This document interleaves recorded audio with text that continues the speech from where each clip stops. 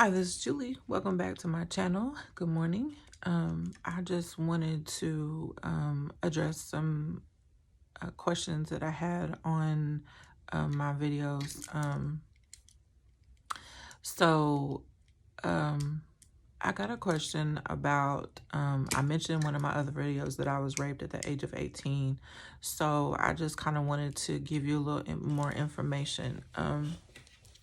And please understand with some of these things that I talk about, I'm not still hurt by these situations. There's not any residue that's left over from these situations.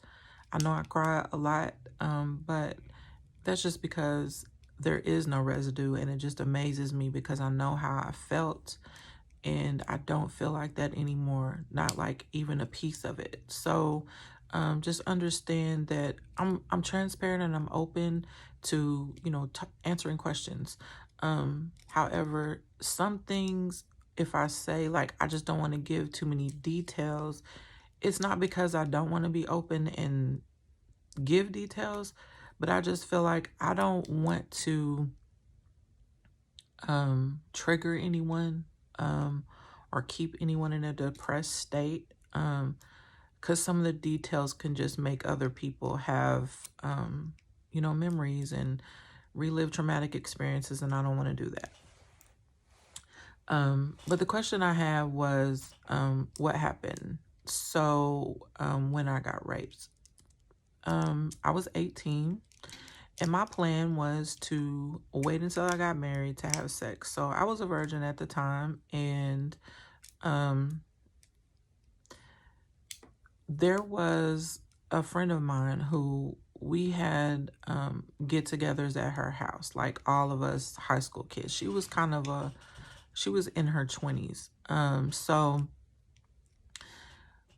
we were at a party at her house that night, and now just to give you a little background, like I thought this person was my friend. He was not somebody that I grew up with, though. He was somebody that had moved to our city, so I had known him for about a year. So he was always trying to talk to me, and I thought he was cute or whatever, but I made it clear to him that I was still a virgin and I did not want to have sex before I got married. And I had been over to his house. I met his parents, his brother. We had been, out to eat. We went to the movies. So, just talking normal, regular teenage stuff. But like I said, we never did anything. And I will give you some details about what, like after the fact details, because I found out that like he plotted and planned this whole situation. And then after I found that out, it kind of took me back to a situation because the city that we lived in, it's a suburb, and part of it is really kind of country. And we were driving home one night, and he was acting like, I felt like he was acting like there was something wrong with his car. And like I don't know if he was trying to gauge my reaction or what he was trying to do, but he eventually, the car started and we left, and he took me home. So we're at this party, and at the time I was actually talking to this other guy, like a little more seriously, and like he never pressured me. He understood how and I was talking to several people. I'm not gonna lie, I was 18, I was single, I was, just talking to different people. So him and I had plans to meet at the party. So we were there, or the guy that I was talking to a little more seriously. So him and I were there, and I remember, I was kind of socializing. We were talking to everybody. I was kind of everywhere, all over the house. And at one point during the party, it kind of ended up somehow where like the guys were outside, and these were like townhouses, so there was like 4 to each unit, but between each house, there was a space, and there was like these like, have you ever seen a porch swing? They're like really kind of long, so a few people can sit in them and swinging them. So there was 2 like in between the buildings, and and I was like, I kind of noticed when we were in the house, it's like, where all the guys go? So I just went outside to see like what was going on. Like, I didn't know if they were fighting, or something. We never really had no drama, but you never know. I'm just one of those type of people that, I like to be aware of my surroundings and what's going on.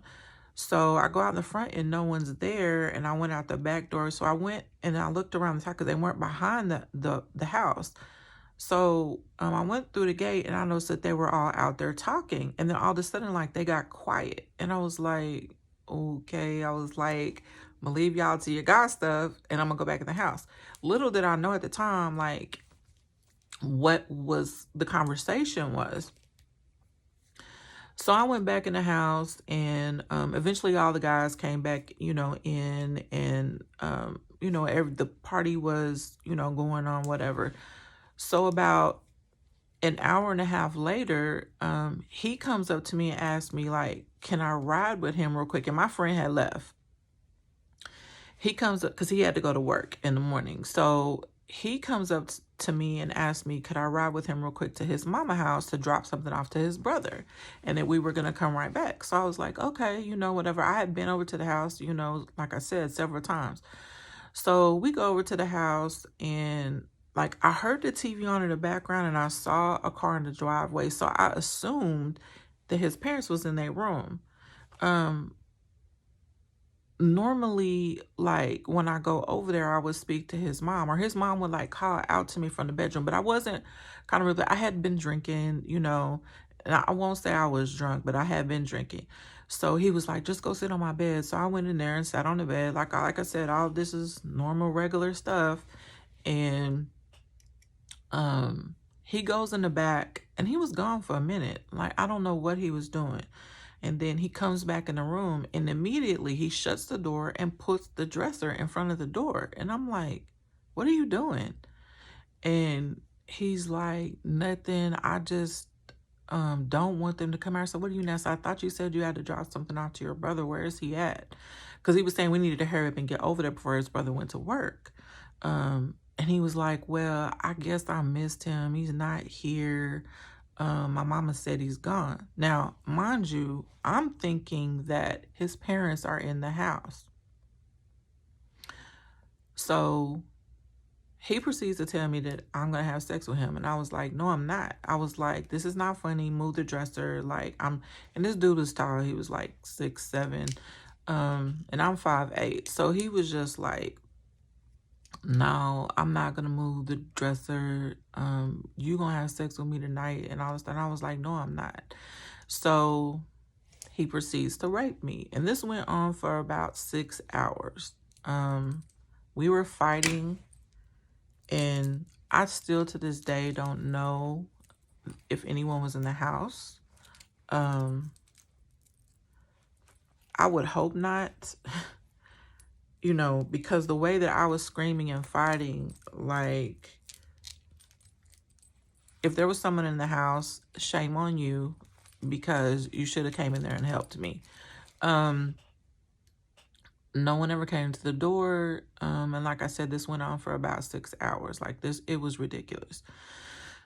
At one point I kind of just gave up, and, because I was tired, it was crazy. And then we leave in the morning. He takes me back over to the house where I was at, right? And my best friend at the time, he was a guy. He was there. And I came in the house, and he called my name, and he was like, is that you? And I was like, yeah. And he comes downstairs. Now, mind you, like, I already had like choke marks around my neck, and my shirt was kind of torn up, and I remember, like, I had like it was like kind of bloody bruise like on my face right here. I had bruises like all over my arms where he was holding me down, bruises on my legs where he was holding me. Like, I was just really kind of beat up. And I remember him walking down the stairs, my best friend, and him looking at me and me looking at him, and he was just like his eyes got big. And then I saw him get mad, and he was like, what the F? And I was just like, I couldn't even talk. I just started crying. And he came down there and he hugged me and he was like, I already know. I was like, what do you mean you already know? Like, you know, at this time, like my mind is like all over the place. I'm like, what do you mean you already know? And he was like, I knew I should, like, you were, like, you know, at the time I didn't have a cell phone. We had pagers at the time. And I had left when we got to his house, I had left my stuff in the car. So it was locked up in his car. You know, I wasn't even thinking, but he was saying, I've been paging you all night. And he was like, you know, I was scared because you don't never not answer me. So he was like,